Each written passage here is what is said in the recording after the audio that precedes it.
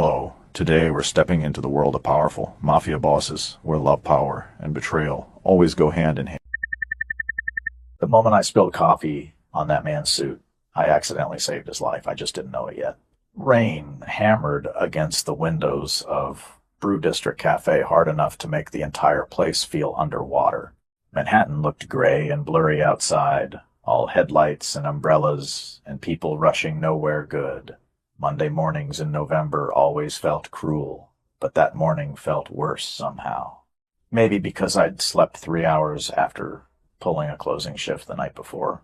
Maybe because my landlord had taped another late rent notice to my apartment door. Or maybe because my life had quietly become a collection of overdue bills and burnt coffee and pretending everything was fine. Chloe, table 6, still waiting on their cappuccinos.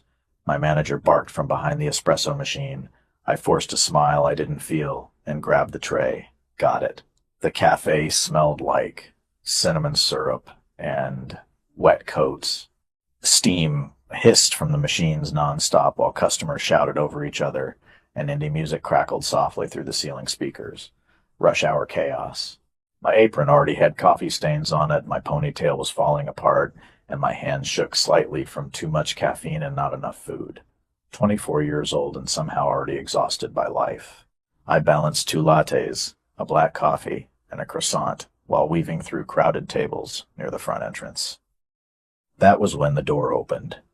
Cold wind rushed inside first, then him. Every sound around me seemed to dull for one strange second. He was tall, at least 6'3". Dark charcoal overcoat draped over broad shoulders like it had been tailored directly onto his body. Black leather gloves, black tie, black hair slicked back neatly despite the rain outside. Expensive, not flashy rich, dangerous rich.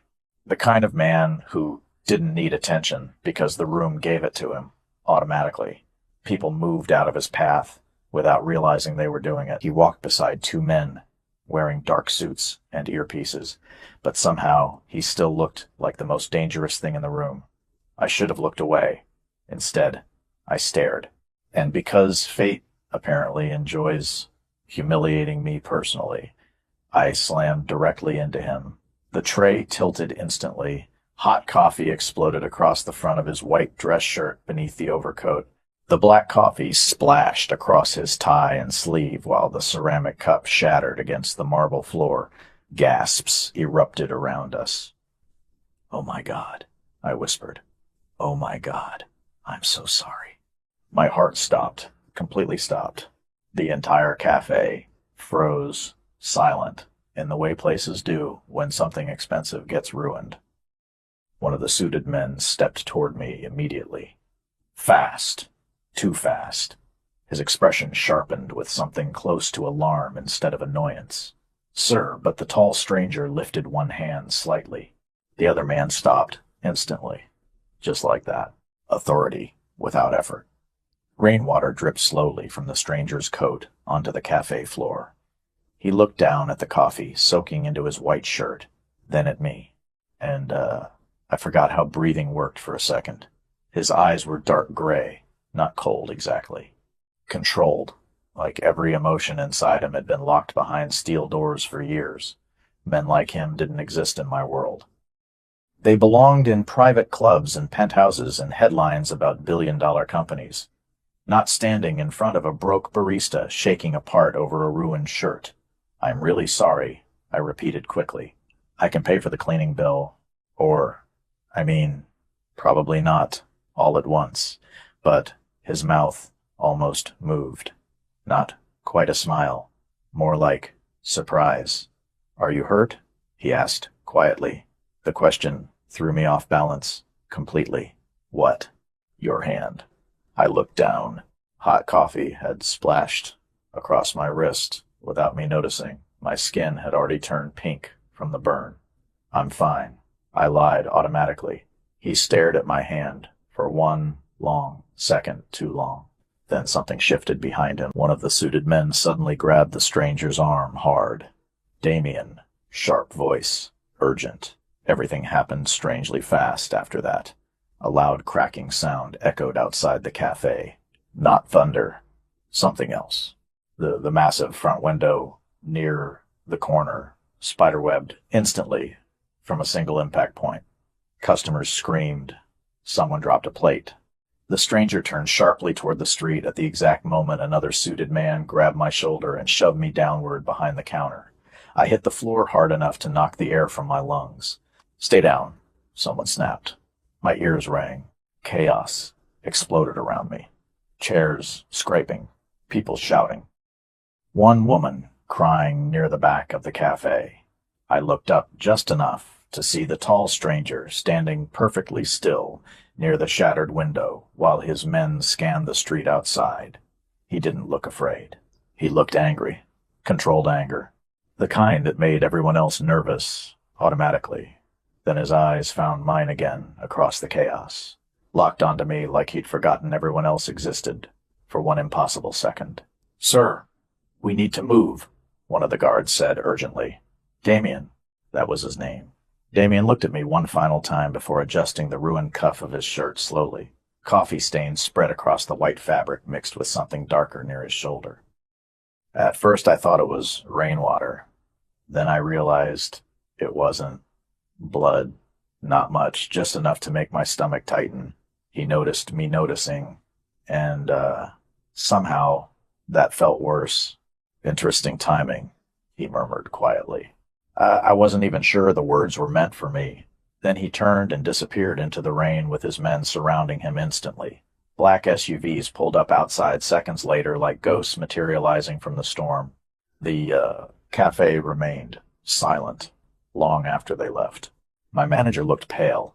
Customers whispered nervously while staring at the shattered window, and I stood there, shaking, beside broken ceramic pieces with burnt fingers and coffee soaking my shoes, unable to stop thinking about the blood on Damien's shirt, because deep down, beneath the confusion and adrenaline and fear, one horrible thought kept repeating itself inside my head. I didn't think the coffee spill had been an accident anymore. The cafe closed 2 hours early after the window shattered. Apparently customers stopped wanting oat milk lattes once they thought someone might start shooting through glass. Funny how that worked. I spent the next hour wiping coffee grounds off counters while police officers questioned everyone who had been inside during the incident. They called it possible vandalism. One officer suggested a construction tool from a nearby building might have hit the glass. Nobody believed that, especially not me, because I remembered the exact expression on Damien Moretti's face when the window cracked behind him. He had not looked surprised. He had looked irritated, like someone had interrupted a meeting. "You okay?" my coworker, Melissa, asked quietly, while stacking chairs onto tables. "You look pale."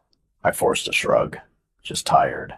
That was easier than explaining the strange feeling still crawling beneath my skin.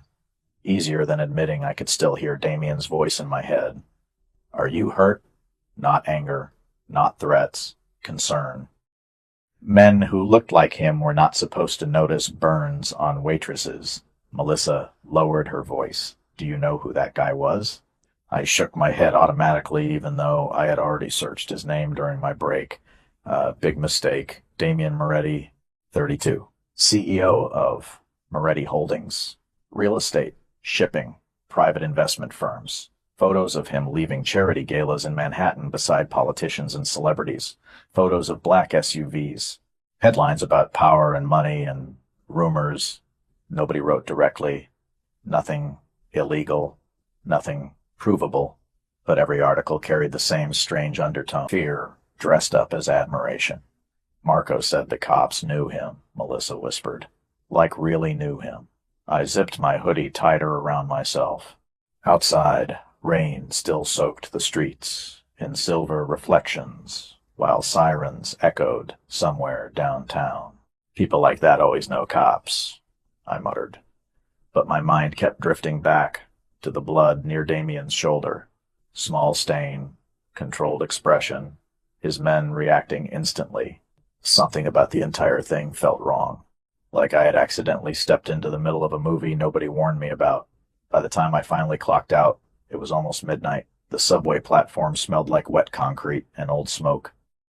Exhaustion settled into my bones while I waited for the downtown train beside strangers, avoiding eye contact under fluorescent lights. Typical New York survival mode. I leaned against a support beam and checked my phone. 3 missed calls from my landlord. 1 overdue tuition reminder, and 1 unknown number with no voicemail. Perfect.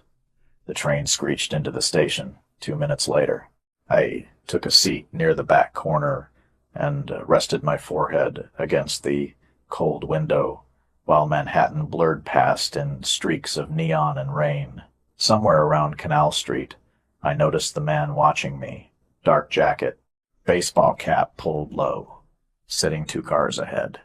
Maybe it meant nothing. Maybe I was paranoid after the cafe incident, but every time I looked up, he seemed to already be looking at me. My stomach tightened. When the train stopped at J Street, I got off early instead of riding to my usual stop. The man stood too. Adrenaline hit me instantly, fast and ugly.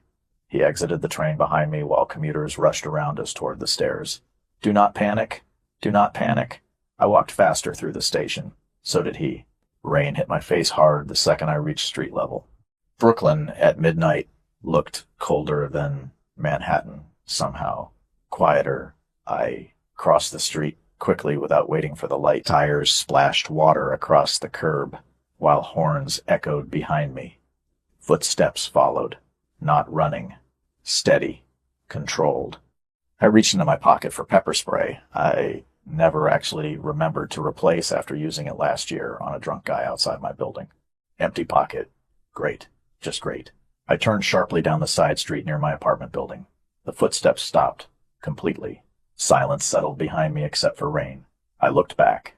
Nobody there. My chest rose too fast while I scanned the sidewalk under flickering streetlights. Empty. Maybe I imagined it. Maybe exhaustion had finally broken my brain. I laughed nervously at myself while climbing the steps toward my building entrance. Then I saw it. A black SUV parked across the street. Engine running, headlights off. My blood turned cold instantly. The windows were tinted too dark to see inside. Expensive vehicle. Clean. Quiet. Watching. Every survival instinct I had started screaming. I hurried inside my building and locked the lobby door behind me harder than necessary. The elevator was broken again, which meant 5 flights of stairs, while my heart tried to punch through my ribs. By the time I reached apartment 5B, my hands shook badly enough that I dropped my keys twice. Come on, I whispered under my breath. Come on. The door finally opened. Tiny studio apartment, peeling paint, tiny kitchen, familiar safety. I locked the door immediately and pressed my back against it while catching my breath. Rain tapped softly against the fire escape outside the window. Silence filled the apartment, except for the ancient radiator clanking near the bed. I told myself I was overreacting. Rich people owned black SUVs. New York was full of weird men on subways. Nobody was following me. Nobody cared about me enough to follow me. Then my phone buzzed. Unknown number.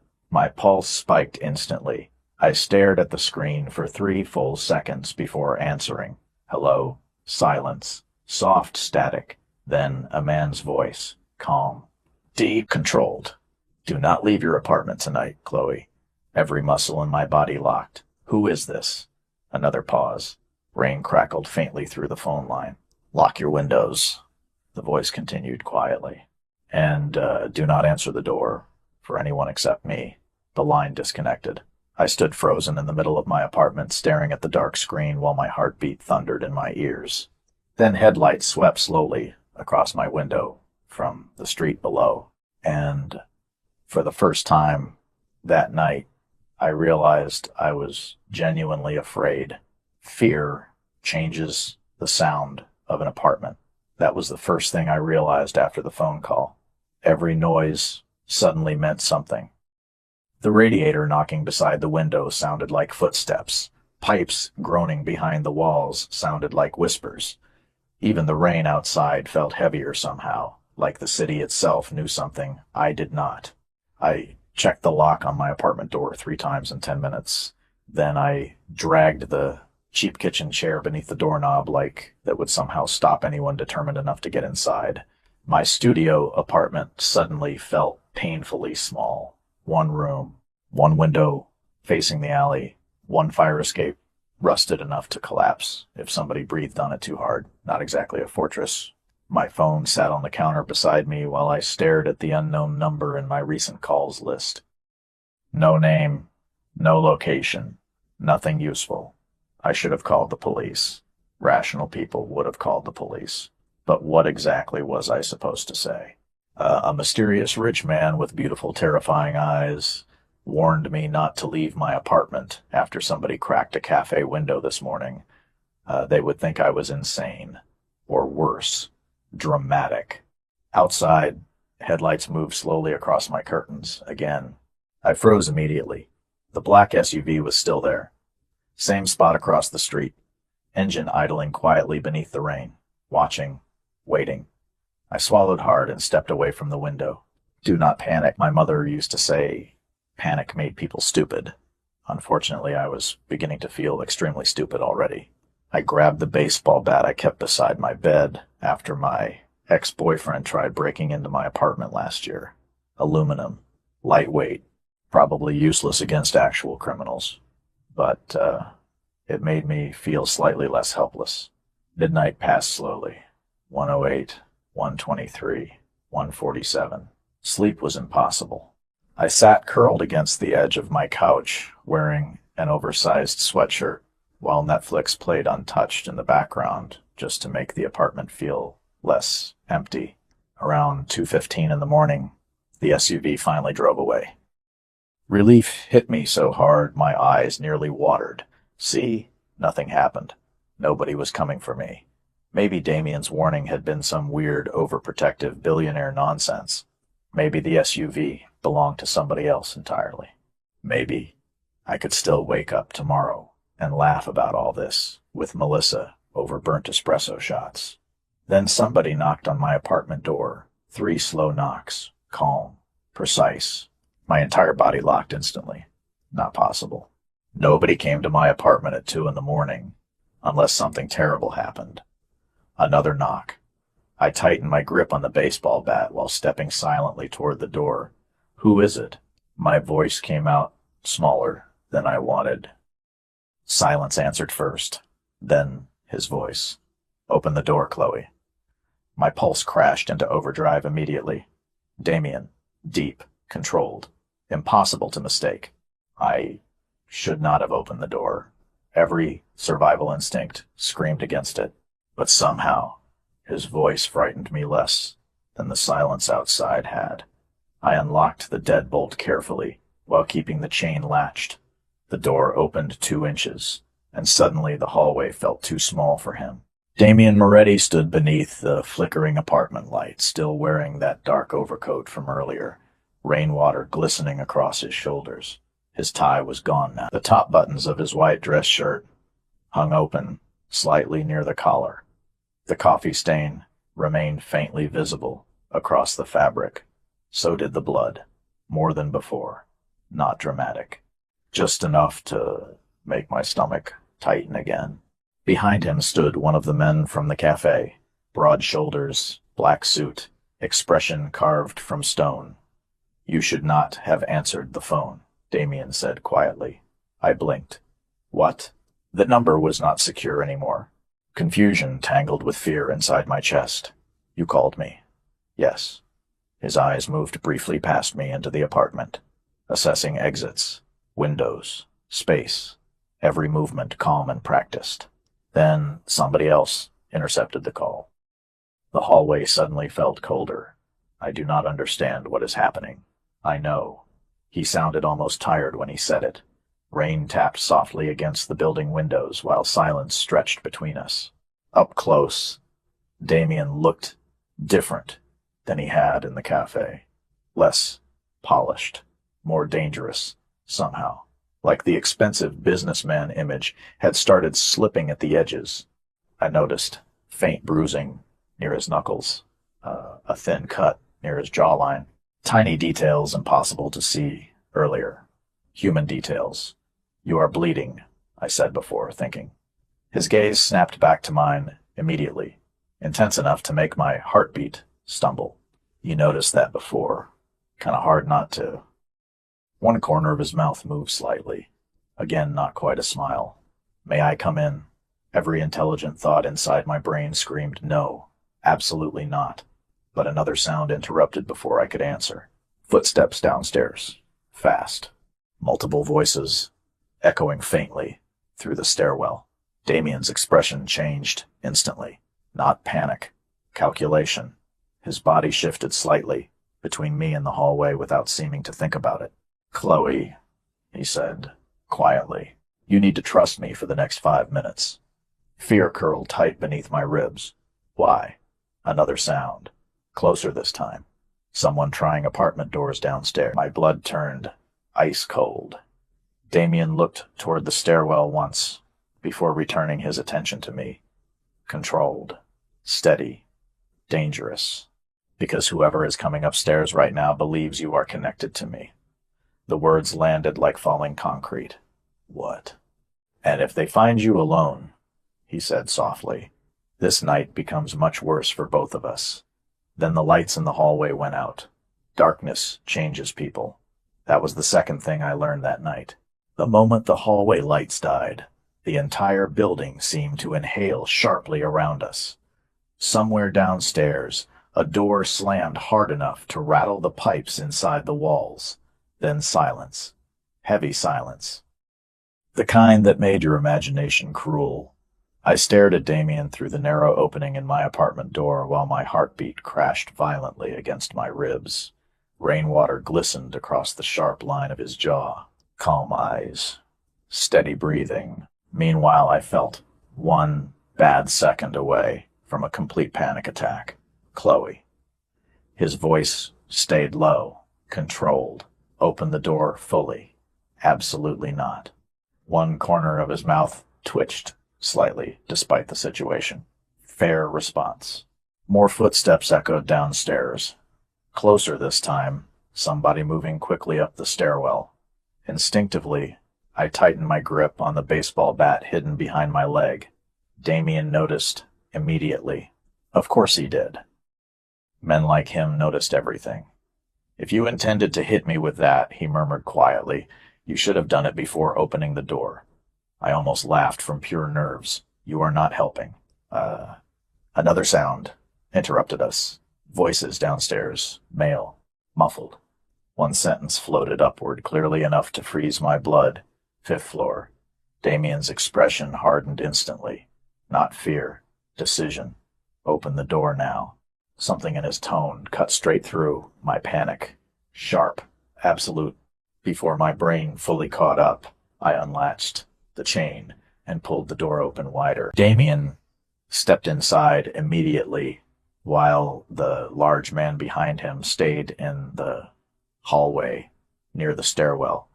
The apartment suddenly felt even smaller, with Damien standing inside it, too tall, too composed, too dangerous for peeling wallpaper and thrift store furniture. His eyes swept across the room once in a quick, efficient scan. Bed, kitchenette, fire escape window, bathroom, exits, vulnerabilities. Then he looked at me, put shoes on. "What? You are leaving?" "No." The answer came automatically. "I am not going anywhere with you.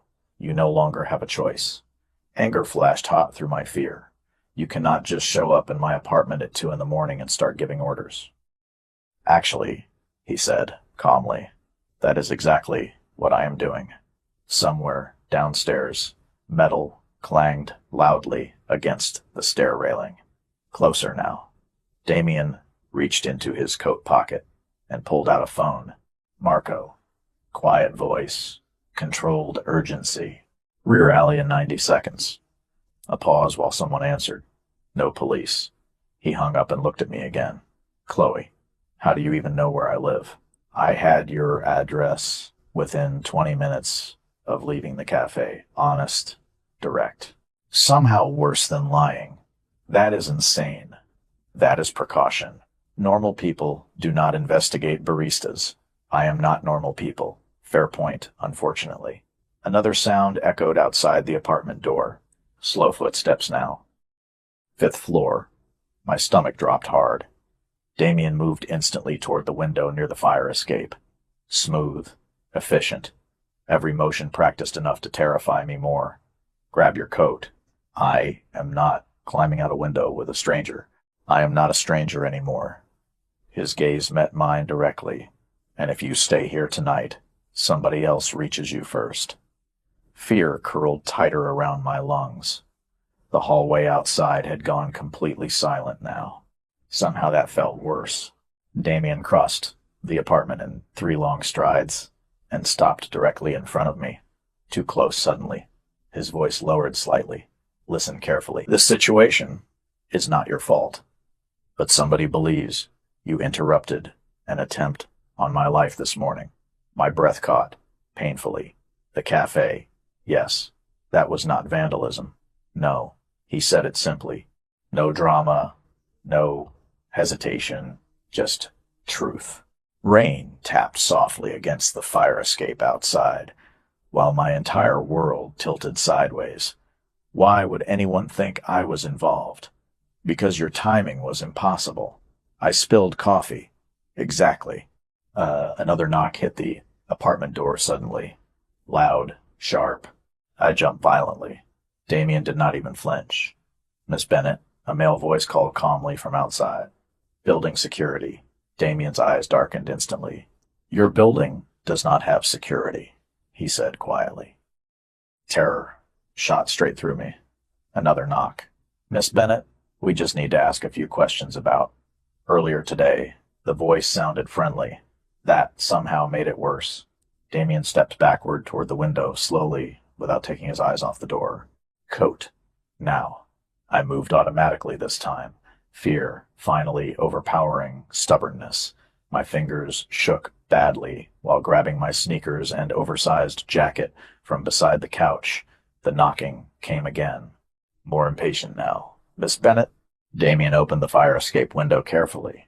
Cold, rain, and city noise rushed instantly into the apartment. You climb first, he said. I stared at the narrow metal staircase, disappearing into darkness below. I hate heights. Tonight is full of disappointments. The doorknob rattled hard. Once, twice, somebody trying the lock. Panic exploded through my chest. Damien stepped closer immediately. Chloe. Calm voice again, steady enough to cut through my spiraling thoughts. Look at me. I did. Those dark gray eyes locked onto mine with terrifying focus. You are going to climb down exactly 1 flight. Marco will meet you in the alley below. And you? Another hard rattle against the apartment door. Damien glanced toward it briefly before looking back at me. I need to delay. The simplicity of the statement chilled me more than the rain pouring through the window. Damien, go. Not shouted, not harsh, absolute. Behind us, wood cracked softly near the doorframe. My pulse nearly stopped. Damien stepped aside toward the apartment entrance while loosening the cuffs of his ruined white shirt with calm, deliberate movements that made my fear spike even higher. Then he looked at me one final time beside the open fire escape window.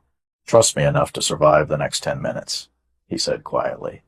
After that, you can hate me all you want. Then the apartment door burst inward.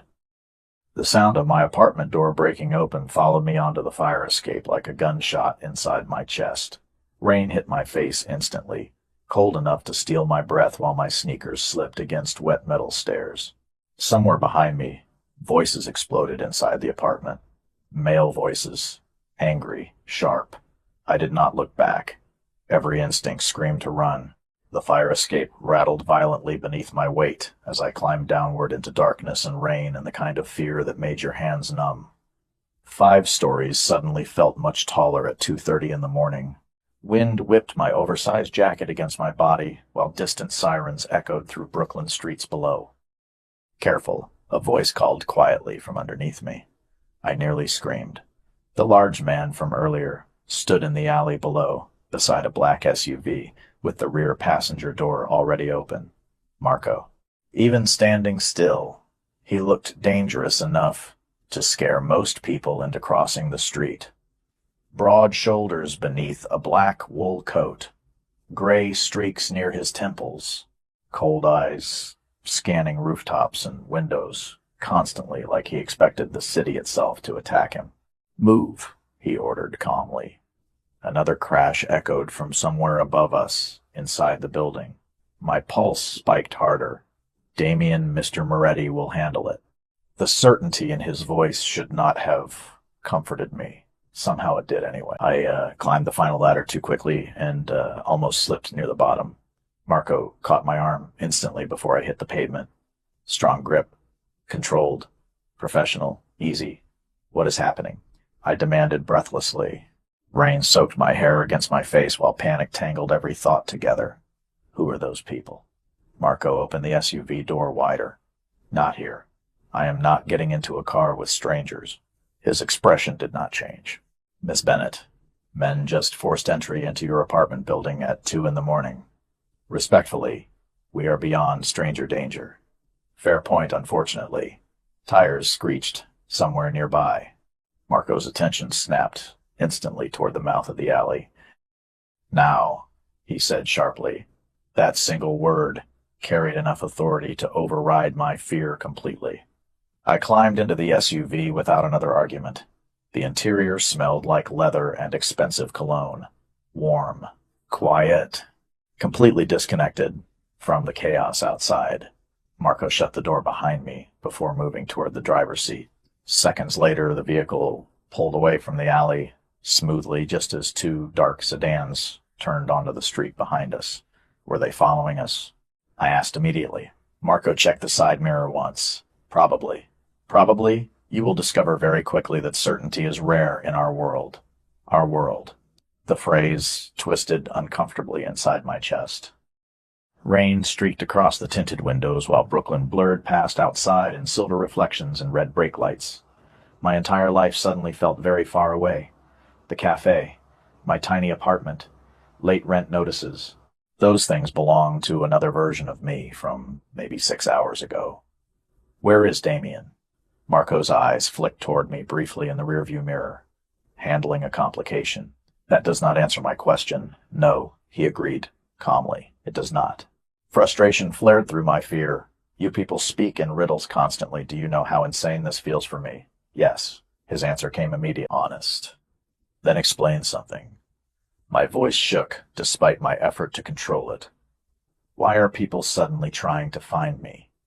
Marco stayed silent long enough that I thought he might ignore the question completely. Finally, he sighed quietly.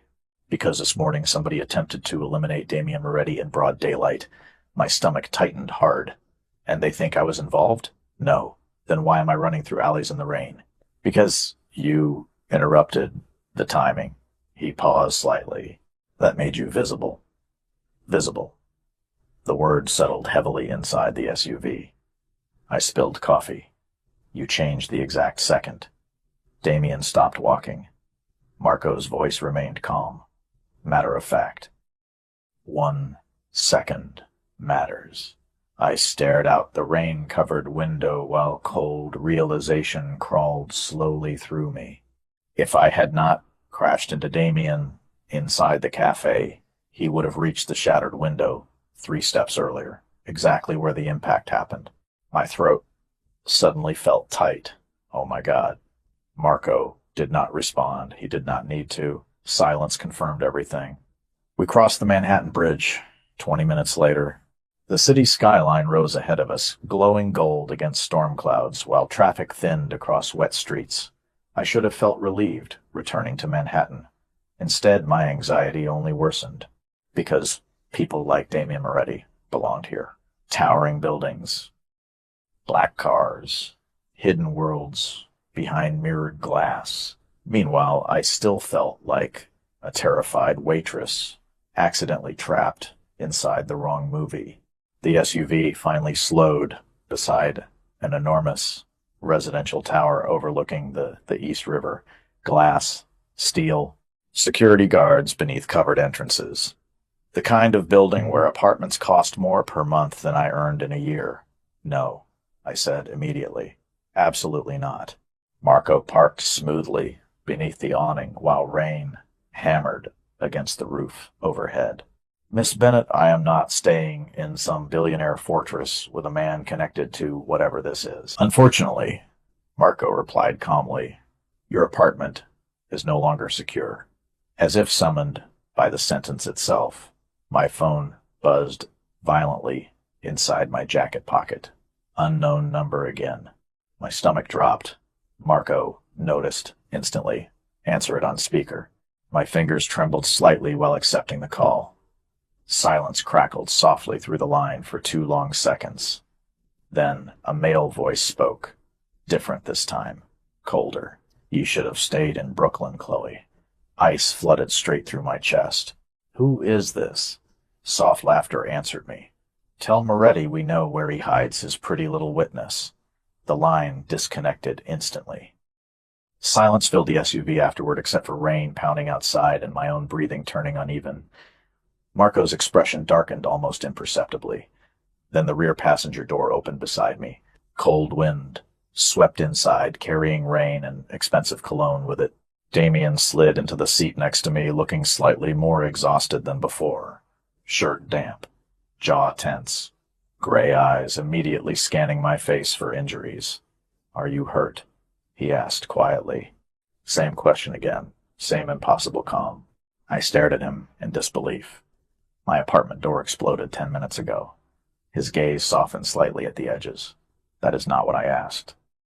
Rain slid slowly down the tinted SUV windows, while silence settled heavily between Damien and me. Outside, Manhattan glowed gold and silver beneath the storm like another universe entirely. Inside the car, everything smelled like leather, cold air, and the faint metallic trace of blood still lingering beneath Damien's expensive cologne. I realized suddenly how close he was sitting beside me. Not touching, never careless enough for that. But close enough that I could see the exhaustion beneath his calm expression for the first time. Tiny shadows under his eyes, tension locked into the line of his jaw, human cracks in the armor. You are not answering the question, I said quietly. Damien loosened the cuff of his damp white shirt slightly before looking at me again. Neither are you. What? You are shaking. I looked down immediately. My hands trembled against my lap hard enough to embarrass me. Adrenaline, exhaustion, fear, probably all three. That tends to happen after strangers break into your apartment. Damien's gaze held mine steadily. You are safe now. The certainty in his voice should not have affected me the way it did. But something inside me loosened anyway, just slightly. Dangerous mistake. Marco stepped out of the SUV first and spoke briefly with 2 security guards beneath the building awning before nodding toward Damien. The massive glass doors opened immediately. Wealth recognized wealth. Power recognized power even faster. Damien turned toward me. Come inside. I still do not understand why this is happening. I know. That answer is getting old. For the first time all night, something resembling amusement flickered briefly across his face. Quick, barely visible, gone almost immediately. And he stepped out into the rain before I could answer. I should have stayed inside the SUV. Any sane person would have demanded police protection instead of following a man connected to armed strangers and shattered windows. But another memory surfaced immediately. The voice on the phone. Pretty little witness. Fear moved faster than logic. I climbed out after him. The building lobby looked like something from a movie. Black marble floors reflecting chandelier light. Floor-to-ceiling windows overlooking the river. Fresh white orchids placed near the front desk that probably cost more than my monthly grocery budget. Security personnel dressed in dark suits instead of uniforms. Quiet luxury. The kind designed for people who never worried about money a single day in their lives. Meanwhile, my soaked sneakers squeaked against polished marble, While my hoodie smelled like subway rain and pen, I suddenly felt painfully out of place. Damien noticed instantly. Of course he did. No one here will disrespect you, he said quietly beside me while we crossed the lobby toward private elevators. That was not my concern. It should be. The elevator doors opened immediately without anyone pressing a button. Penthouse access apparently recognized him automatically, another detail that should have terrified me more than it already did. Inside the elevator, silence returned. Soft instrumental music played quietly overhead while Manhattan lights reflected against mirrored walls around us. 37 floors climbed impossibly fast. I folded my arms tightly across my chest. So what now? Damien leaned briefly against the polished metal wall behind him. Now you stay somewhere secure until we understand who leaked your location. Leaked? Somebody knew where to find you tonight. His expression darkened slightly. That information should not have existed outside my immediate circle. A strange coldness settled into the elevator. Not fear this time. Realization. You think somebody close to you betrayed you. Damien's eyes met mine directly. I think somebody underestimated how quickly I would notice. The elevator doors opened before I could respond. And suddenly I understood exactly how rich Damien Moretti truly was. The penthouse stretched wider than my entire apartment floor back in Brooklyn. Dark hardwood, massive windows overlooking Manhattan in glowing midnight reflections, modern furniture in charcoal and cream, quiet jazz drifting through hidden speakers somewhere overhead. Everything looked expensive, without trying too hard to look expensive. The kind of wealth that stopped needing to prove itself years ago. But what caught my attention most was the security. Men in dark suits, positioned discreetly near hallways and exits. Cameras hidden carefully inside corners. Locked glass doors leading deeper into the penthouse. This was not a home. It was a fortress, pretending to be a luxury apartment. Damien removed his overcoat slowly and handed it to a waiting employee before turning toward me. You should eat something. I stared at him in disbelief. People are apparently hunting me across New York, and you are worried about dinner? You have not eaten in hours? How do you know that? You spilled coffee carrying breakfast trays at 7:42 this morning. Calm answer. Precise. You never finished your shift before leaving the cafe. I blinked at him. That is deeply unsettling. Probably. Another tiny, almost smile. Again, gone too quickly. One of the security men approached quietly. Sir. Damien's expression shifted immediately back into cold focus. What is it? The team finished sweeping Miss Bennett's apartment building. The man hesitated briefly before continuing. They found surveillance equipment across the alley rooftop. My stomach dropped instantly. Surveillance. Damien looked toward me slowly. You were being watched long before tonight. Cold fear slid straight down my spine. Why? That, Damien said quietly, is what concerns me. Silence stretched heavily between us. Rain streaked across the massive penthouse windows behind him while the city glowed endlessly below. Somewhere far beneath this building, normal people still lived normal lives. People worrying about subway delays and overdue bills and tomorrow morning's coffee order. Meanwhile, I stood barefoot on marble floors beside one of the most dangerous men in New York while strangers tracked my apartment through surveillance equipment. Nothing about my life made sense anymore. Damien studied my face for one long, quiet second before speaking again. There is a guest room prepared for you. You already prepared one? I prepare for most outcomes. That sounds exhausting. It is. The honesty in his voice surprised me enough to look at him again. Really look at him. Not the expensive suit, not the dangerous reputation. The man himself. Tired eyes, controlled breathing. Blood still faintly visible near the shoulder of his ruined white shirt, from where somebody had tried to kill him less than 20 hours earlier. And somehow, despite everything, the only thing he had asked me all night was whether I was hurt. Damien noticed me staring. What? he asked quietly. I swallowed once before, answering honestly. I cannot decide if you are the reason my life is falling apart, I admitted softly, or the only reason I am still alive. Damien did not answer my question immediately. He just looked at me across the soft golden light of the penthouse, while rain moved slowly down the massive windows behind him. The silence stretched long enough to feel intentional, controlled. Everything about him felt controlled, even quiet. Finally, he stepped closer, not enough to invade my space, just enough that his voice no longer needed volume. Probably both, he said softly. The honesty hit harder than reassurance would have. Before I could respond, another man entered from the hallway, carrying a small medical case. Mid-50s, maybe. Gray hair. Calm expression. Sir, he said quietly. Damien barely looked away from me. Later, the shoulder needs stitches. My eyes snapped immediately toward the dark stain near Damien's shirt again. Stitches. Somehow hearing the word made everything more real. Damien exhaled once through his nose like a man already exhausted by the conversation. 5 minutes, Victor.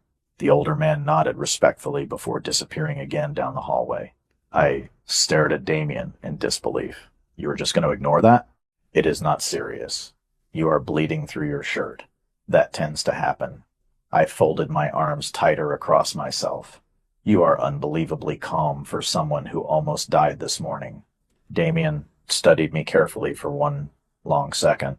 And you are surprisingly composed for someone whose apartment was compromised tonight. Fair point again. I hated when he did that. Made my arguments sound emotional, while his sounded logical. The worst part was he usually seemed right. A woman appeared quietly beside us, carrying folded clothes and a towel.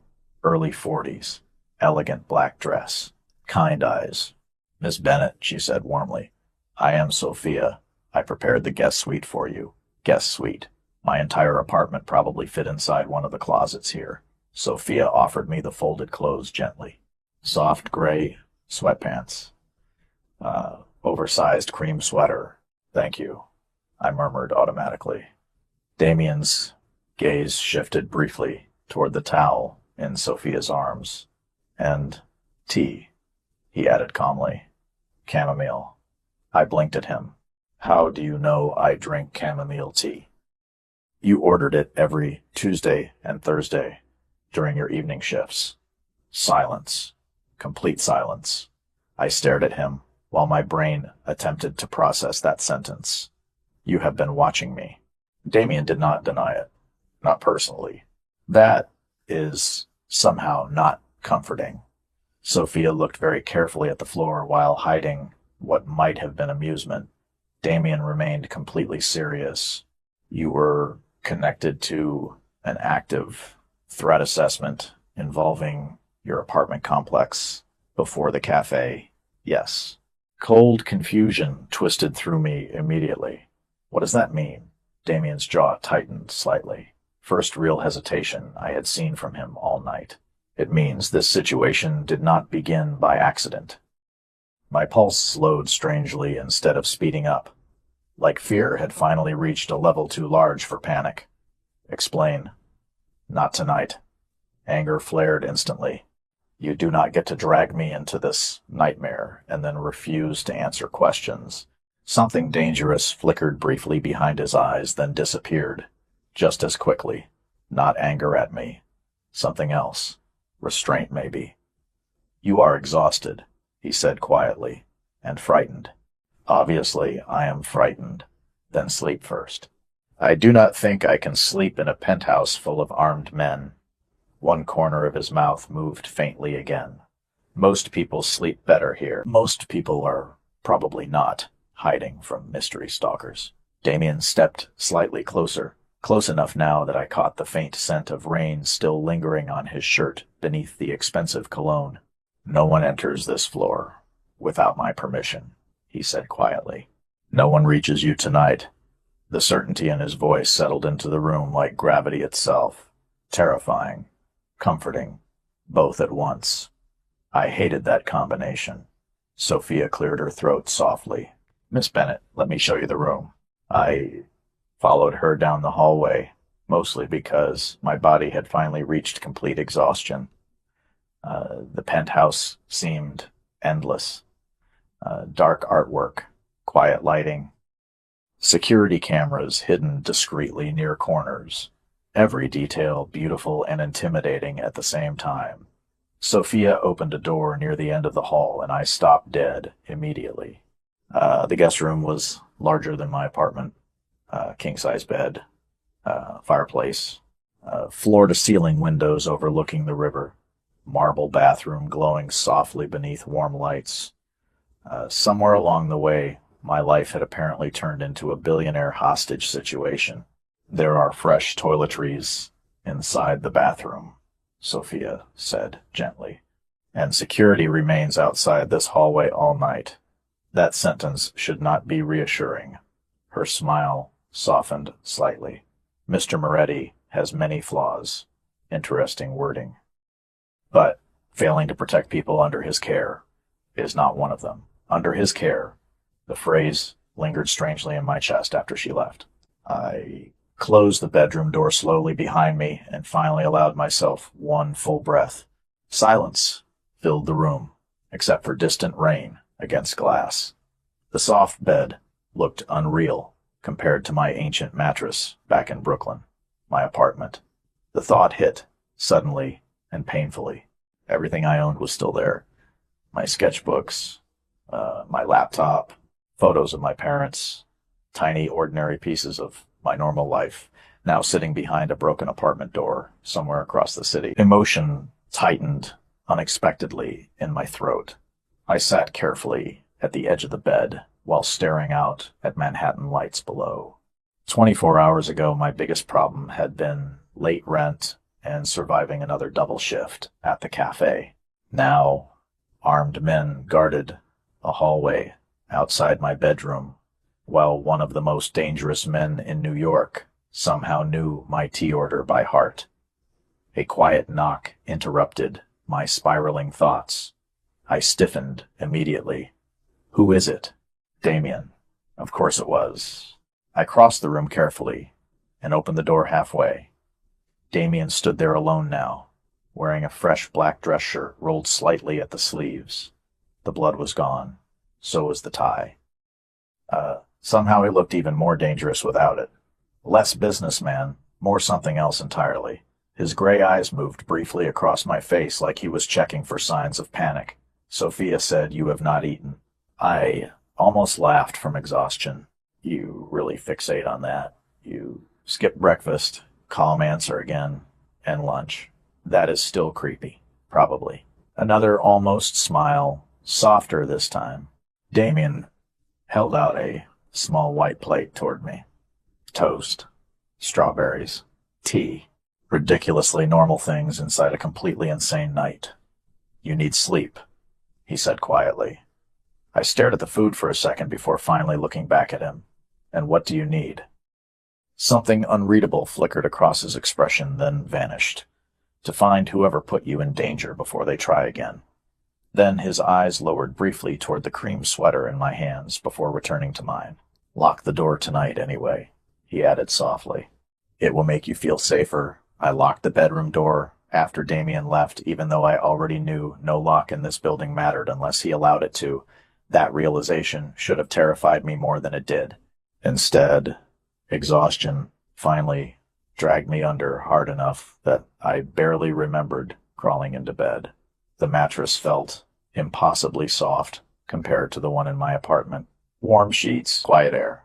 Safety so unfamiliar it almost hurt, but fear followed me into sleep anyway. I dreamed about shattered glass and black SUVs and gray eyes watching me across crowded rooms. I dreamed about my apartment door breaking open while I stood frozen, unable to move. Then suddenly Damien was there again, asking the same question over and over. "Are you hurt?" I woke some time before sunrise with my heart racing and the strange disorienting feeling that I had forgotten where I was. Pale blue light spilled across the massive windows, while Manhattan slowly brightened beneath heavy rain clouds. For one peaceful second, everything felt quiet. Then I noticed the figure standing near the window. I jerked upright instantly. Damien turned slightly at the sound of movement. "Sorry," he said quietly. "I did not mean to wake you." My pulse slowly steadied once recognition replaced panic. He stood near the far side of the room, wearing dark slacks and a black sweater instead of another suit for once. One hand rested inside his pocket while the other held a coffee cup. Somehow he still looked intimidating enough to make the entire room feel smaller. "How did you get in here?" His gaze shifted briefly toward the locked door. "You locked it incorrectly." I stared at him in disbelief. That is the least comforting sentence anyone has ever said to me. Something softer flickered briefly through his expression. Noted. Rain moved slowly down the windows behind him, while silence settled between us again.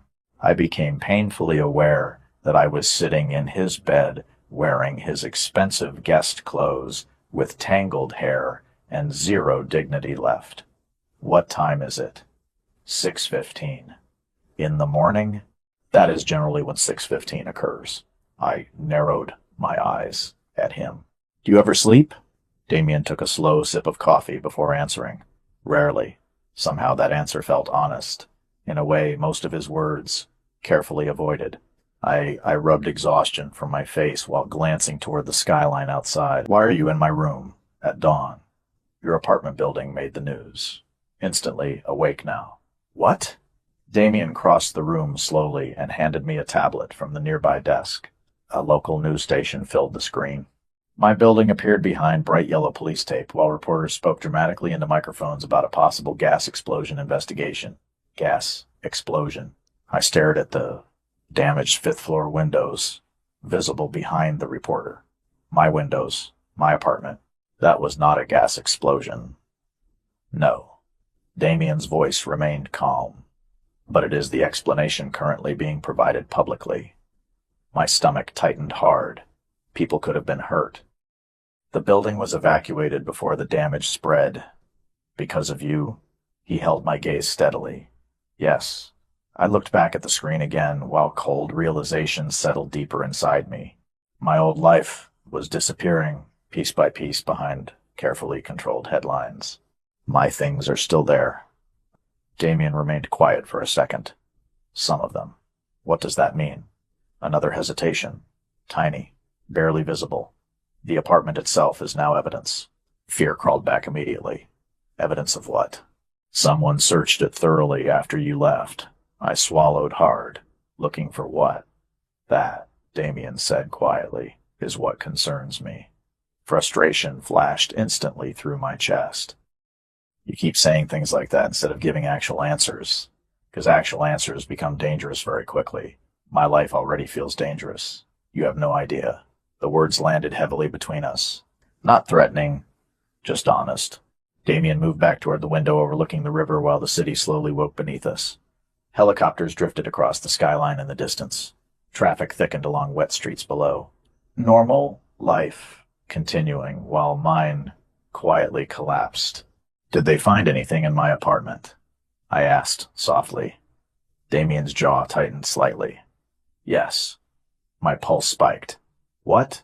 "Photos." Cold confusion hit immediately. "Of me?"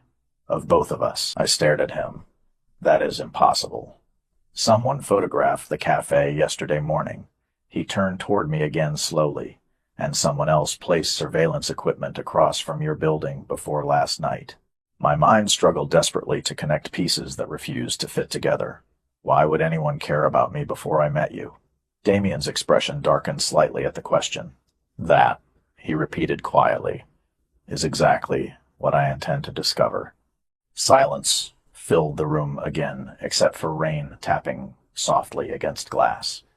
I realized suddenly that Damien looked exhausted too. Not physically, exactly, something deeper. The kind of exhaustion carried by people who spent too long surviving instead of living. "Did you stay awake all night?" I asked before thinking. His eyes shifted back toward me. "Mostly because of me?" Another pause. "Because whoever organized this situation understood details they should not have known, meaning meaning someone close to me is talking. The temperature in the room seemed to drop slightly after that sentence. I looked at him carefully then. Really carefully. Powerful men in movies always looked invincible. Damien did not. Dangerous, yes. Controlled, absolutely. But not invincible. There was tension hidden beneath every calm movement now. Distrust behind his eyes. You do not know who to trust, I realized quietly. His gaze locked onto mine immediately. Sharp. Intense. Honest.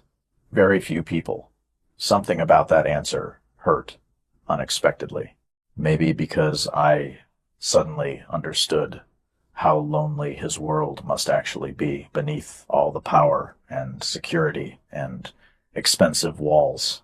My phone buzzed suddenly on the bedside table, hard enough to make both of us look toward it.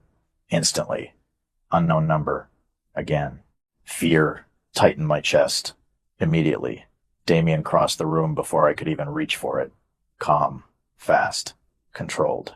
He picked up the phone and stared at the screen for one silent second before answering on speaker. Talk. Soft static crackled through the line. Then, a familiar male voice spoke slowly. Good morning, Moretti. My blood turned cold instantly. You are becoming difficult to predict. The voice continued calmly. That usually means somebody close to you is lying. Damien's expression never changed. Who is this? Quiet laughter answered him. Ask the girl about her father. The line disconnected. The room went completely silent after the call disconnected. Rain continued sliding down the windows behind Damien, while my heartbeat suddenly felt too loud inside the quiet bedroom. Ask the girl about her father. The sentence repeated inside my head over and over like something trying to unlock a door I did not know existed. Damien lowered the phone slowly without taking his eyes off the dark screen. For the first time since meeting him, I saw something dangerously close to anger slip through his control. Not explosive anger. Worse. Cold anger. Focused. What does that mean? I asked quietly. Damien looked up at me immediately. Sharp gray eyes. Calculating. Tell me about your father. Confusion tightened inside my chest. My father died when I was 12. How? Car accident. The answer came automatically, because I had repeated it most of my life. Teachers. Friends. Therapists. After the nightmares got bad for a while. Same answer every time. Simple, clean, finished. Damien remained completely still near the window. And your mother? She died too. My throat tightened slightly despite myself. Same accident. He watched me carefully enough to make me suddenly uncomfortable. What? Nothing. That does not look like nothing. Damien crossed the room slowly before setting the phone down beside the bed. Did anyone ever investigate the accident? I was 12. Irritation flickered beneath my confusion now. I do not know. Why are you asking me this? Because somebody just risked exposing themselves to mention your father specifically. Maybe they are messing with us. Maybe. He did not sound convinced. Neither did I suddenly. Strange memories surfaced without warning. My father arguing quietly on the phone late at night. My mother locking doors obsessively during the final months before the accident. Small details I had forgotten for years because children normalize almost anything. Chloe. Damien's voice softened slightly. What are you thinking? I looked away toward the rain outside. Nothing important. Try me. I hesitated before answering. My parents were always nervous near the end. Saying it out loud made the memory feel sharper somehow. I remember my father checking the street through the curtains constantly. Damien's expression darkened almost imperceptibly. Did he work in finance? The question startled me. How did you know that? Your file. I sighed softly. Right. Of course, powerful Mafia billionaires kept files on people. He worked for an investment firm downtown. Damien stayed quiet. Too quiet. What? I asked again. Which firm? I do not remember. Frustration tightened inside me. I was a kid, Damien. He nodded once slowly. Try. I rubbed tiredness from my face while forcing myself to think through memories I had not touched in years. Something with a C, maybe. Silence. Carter. Another pause. Carter and Vale. The second I said the name, something shifted in Damien's expression. Tiny. Dangerous. My stomach tightened immediately. You know it. Damien looked toward the rain-covered skyline for one long second, before answering quietly. Your father worked for a company connected to my family 20 years ago. Cold flooded through me instantly. What? Indirectly. What does indirectly mean? It means the company handled offshore financial transfers for organizations that preferred privacy. I stared at him. That sounds incredibly illegal. Sometimes it was. The honesty should not have shocked me anymore. Somehow it still did. My father was not a criminal. Damien's gaze returned to mine immediately. I did not say he was. Then why does any of this matter now? Before Damien could answer, another knock sounded lightly against the bedroom door. Marco entered a second later carrying a thin black folder. His expression remained calm but tighter than usual somehow. Sir. Damien took the folder immediately. What is it? The surveillance team identified the rooftop observer from Brooklyn. Marco glanced briefly toward me before continuing carefully. He previously worked security for Carter and Vale. Every drop of blood seemed to drain from my body at once. Damien opened the folder silently while I sat frozen on the edge of the bed trying to process what I had just heard. My father's company, surveillance equipment, the cafe, me. None of it made sense together. That is impossible, I whispered. Marco looked at me with something almost sympathetic. The company collapsed 18 years ago after several federal investigations. My father died before that. Yes. Damien's voice remained dangerously calm while scanning the file in his hands, which means somebody connected to the old network recognized your name before we did. Fear crawled slowly up my spine. Recognize me from what? Damien looked up from the folder finally. That is the wrong question. Then what is the right question? Silence stretched heavily between us. Why were they watching you before you ever met me? The room suddenly felt too small again. I stood abruptly and crossed toward the massive windows, needing space from the conversation. Manhattan sprawled endlessly below, while rain blurred the city into silver and gold streaks. Somewhere out there existed the normal version of my life that no longer seemed reachable. I do not understand any of this, I admitted softly. My father died years ago. Damien approached quietly behind me, but stopped several feet away, respecting distance even now. Some debts survive longer than people, he said. And some secrets become more dangerous with time. I wrapped my arms tightly around myself. You really know how to make people feel better. Another almost smile touched his mouth briefly. Gone too fast. Not one of my stronger skills. Something about that answer loosened tension inside my chest unexpectedly. Maybe because it sounded real. Not polished. Just tired honesty from a man carrying too much control for too long. Marco's phone buzzed suddenly from across the room. He answered immediately, listening in silence for several seconds before looking toward Damien. Sir, the single word carried enough weight to tighten the entire room instantly. Damien's posture shifted, almost invisibly. Predator alertness. What happened? There was another breach attempt downstairs. My pulse spiked immediately.